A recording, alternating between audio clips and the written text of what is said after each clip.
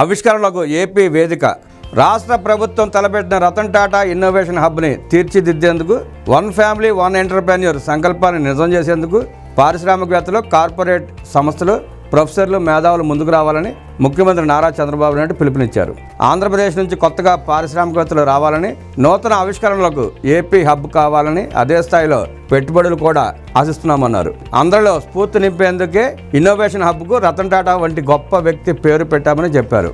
సచివాలయంలో పలువురు ప్రముఖ పారిశ్రామికవేత్తలు, విద్యావంతులతో రతన్ టాటా ఇన్నోవేషన్ హబ్ గురించి ముఖ్యమంత్రి సమావేశమయ్యారు.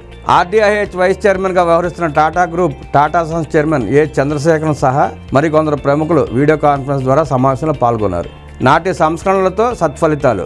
భారతీయులు దేశ విదేశాల్లో ఎంటర్ప్రెన్యూర్లుగా ఎదిగారని, అలాగే తలసరి ఆదాయంలోనూ విదేశీయుల కన్నా ఎక్కువ ఆర్జిస్తున్నారని, వారిలో 30% తెలుగు ప్రజలు ఉన్నందుకు తనకు గర్వంగా ఉందని ముఖ్యమంత్రి అన్నారు. నిజానికి ఇప్పుడు తెలుగు ప్రజలు ఈ స్థాయికి చేరుకోవడానికి తాను మొదటిసారిగా ముఖ్యమంత్రి అయినప్పుడు తీసుకొచ్చిన సంస్కరణల ఫలితమని చెప్పారు. సిఐఐ సమావేశాలు నిర్వహించడం, ఇంజనీరింగ్ కాలేజీలు నెలకొల్పడం, మైక్రోసాఫ్ట్ సహా ప్రముఖ కంపెనీలు ఏర్పాటయ్యేలా చూడటంతో హైదరాబాద్ దశ మారిపోయిందన్నారు.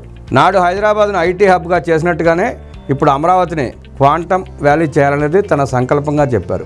అలాగే one family one IT professional అని గతంలో తాను చేసిన ప్రయత్నాలు మంచి ఫలితాలు ఇచ్చాయని గుర్తు చేశారు.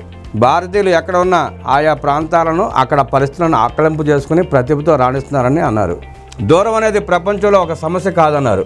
ఈజ్ ఆఫ్ డూయింగ్ బిజినెస్ నుంచి స్పీడ్ ఆఫ్ డూయింగ్ బిజినెస్ వైపు అడుగులు వేశామని చంద్రబాబు ఉద్ఘాటించారు. P4లో భాగస్వాములు కండి. గతంలో తమ ప్రభుత్వం P3 కార్యక్రమాన్ని చేపట్టిందని, దాంతో కొన్ని కుటుంబాలు ఆర్థికంగా నిలదొక్కున్నాయని, ఈసారి జీరో పావర్టీ P4 కార్యక్రమాన్ని ప్రవేశపెట్టినట్టు ముఖ్యమంత్రి చెప్పారు.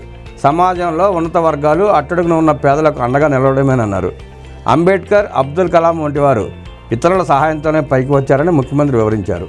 మీరందరూ కూడా సమాజంలో సమానతల కోసం, పేదరిక నిర్మూలనకు కదిలి రావాలని, అందరూ P4 కార్యక్రమంలో భాగస్వాములు కావాలని ముఖ్యమంత్రి చంద్రబాబు కోరారు.